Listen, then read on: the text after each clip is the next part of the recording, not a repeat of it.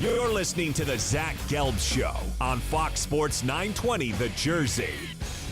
All right, welcome back in. 4:42 is the time here in the Princeton Orthopedic Associates studios. Indians take a 1-0 lead over the Cubbies in the 2016 World Series. Hopefully we get game number 2 in tonight with the weather. They had to move it up from 8 o'clock to 7 o'clock. And now joining us is the World Series championship manager, won 3 pennants in his career as a manager, and that is Jim Leyland, who's kind enough to join us right now. Jim, appreciate the time, and how are you? I'm doing great. How are you guys? Well, I'm doing great. So you always know there's an unexpected hero in these World Series games. You saw that last night with Roberto Perez. He may have not even been in this position if Jonathan Lucroy decided to go to Cleveland at the trade deadline. We know that wasn't the case. Perez with a 183 average this year in only 61 games. How about that performance last night with 2 home runs? Well, he got a couple balls in the middle. He got a hanging breaking ball in the middle, and he's strong. He's got home run power. You know, he's obviously not the best hitter, but he's dangerous because he's got that power, and he got a couple mistakes, and he did what he's capable of doing with him. I've seen him hit. I think he hit a home run in the other playoff series as well. So he's got power.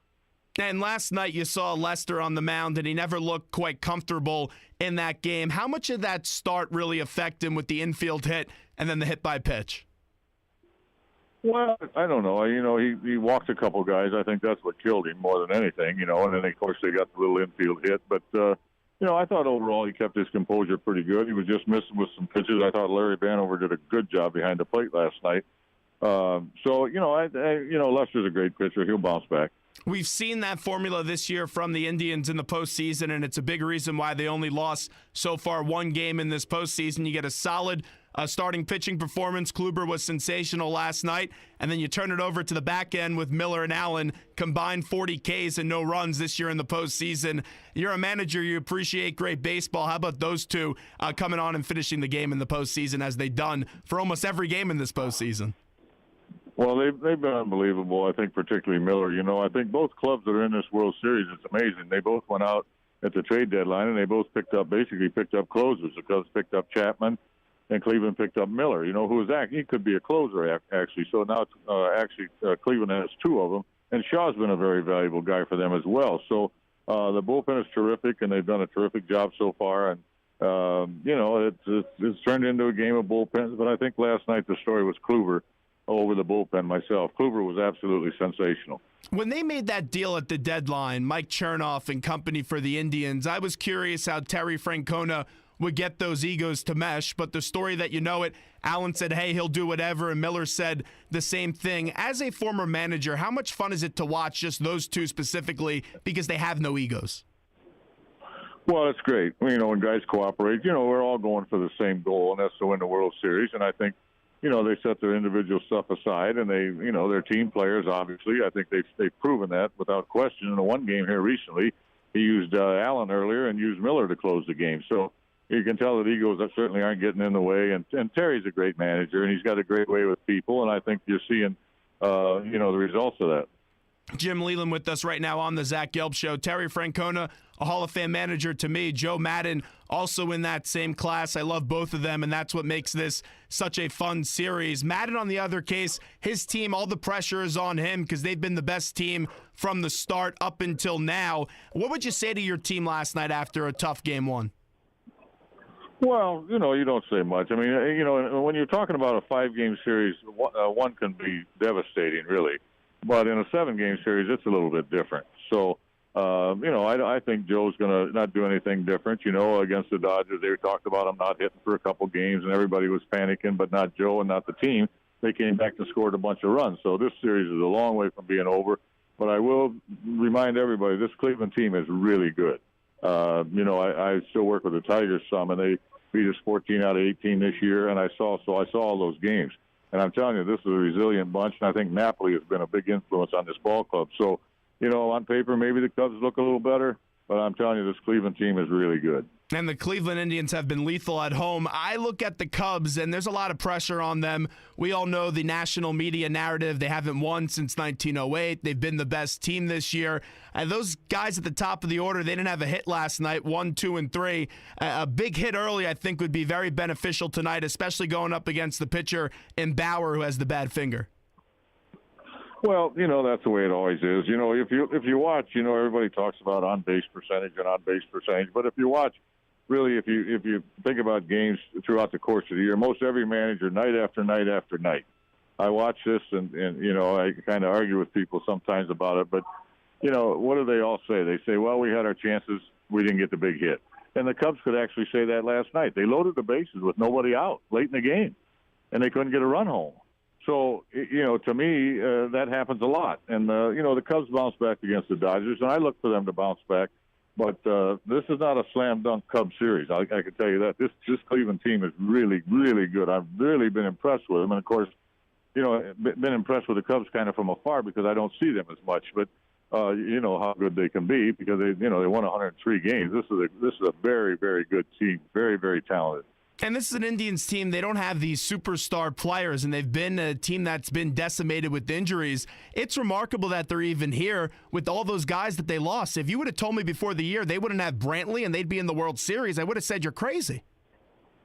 Well, I probably would agree with that. But I tell you, to me, kind of silent but deadly is the Ramirez kid. I think he's been absolutely phenomenal for me. They really weren't counting on him.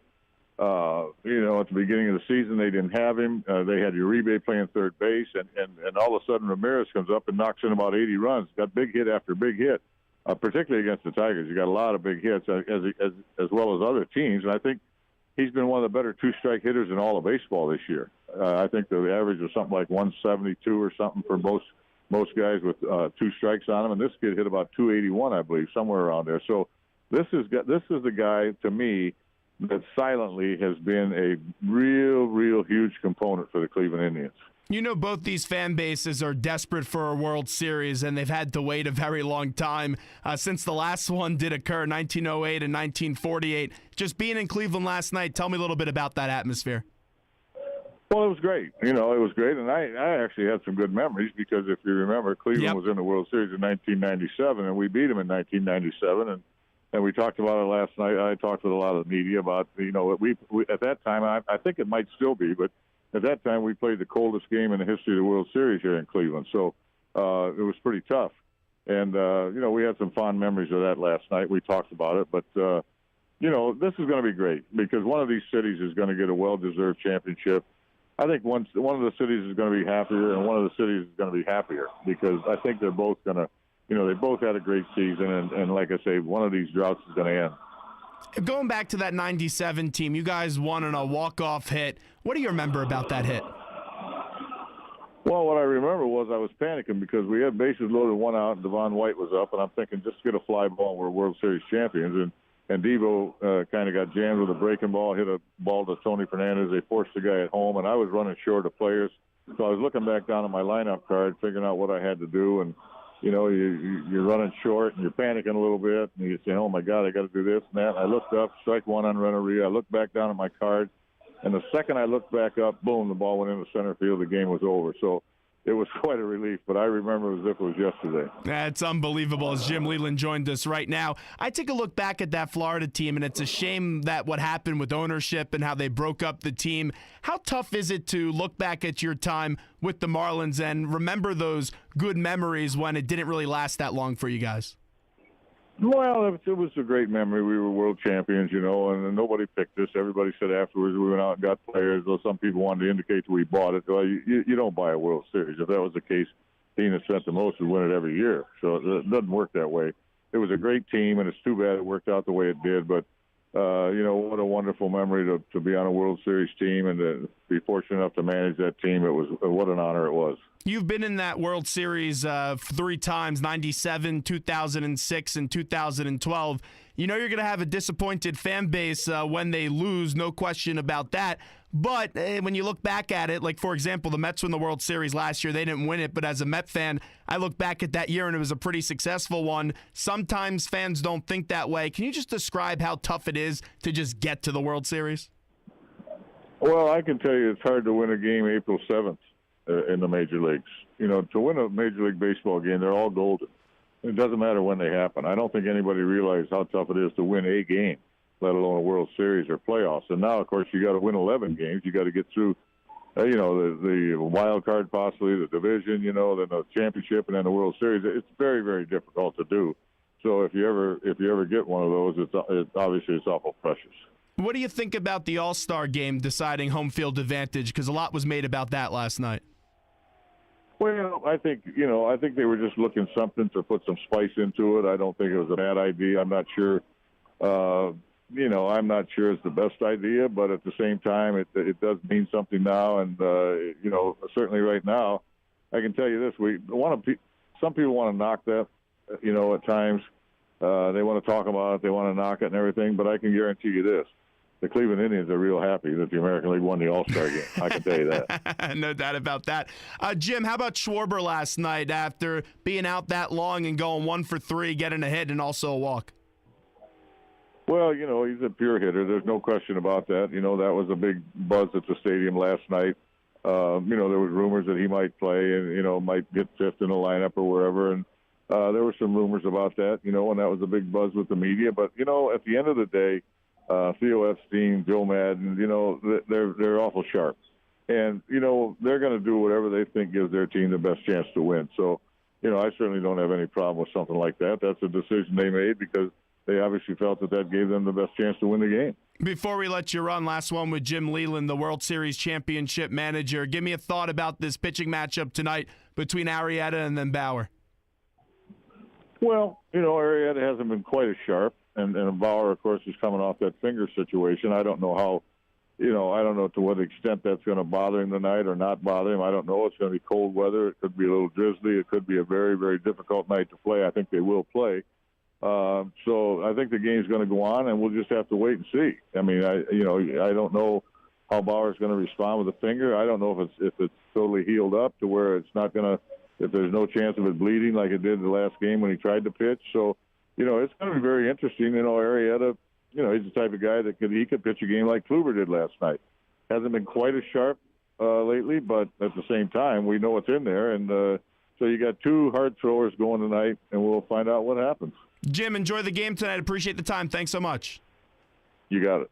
There's Jim Leyland, the World Series championship manager in 1997, and the 3-time pennant winner, 2 pennants with the Detroit Tigers, and then one, obviously, with the World Series champions in the Florida Marlins, who are now the Miami Marlins, as they went through that change. It was Renteria with the walk-off hit, Counsell with the memorable photo shot of him jumping on home plate, and the Marlins won the World Series. This is the Zach Gelb Show, Fox Sports 920, The Jersey, 609-919-9200. I like the Cubs tonight. You have to figure that they'll bounce back and tie this thing up at 1. I expect this to be a long series, 7 games, but if the Indians go up 2-0 tonight, the Cubs are in real big trouble. Arrieta's got to give you at least 6-7 innings tonight. All right, we'll take a quick break. Top of the hour break on the Zach Gelb Show. Hour number 1, in the words of Howie Rose, put in the books. When we get back, we'll do some football talk, got some Temple tickets to give away, and Scott Bradley, the manager of Princeton, will join us at 5:15. He coached Mike Chernoff in college.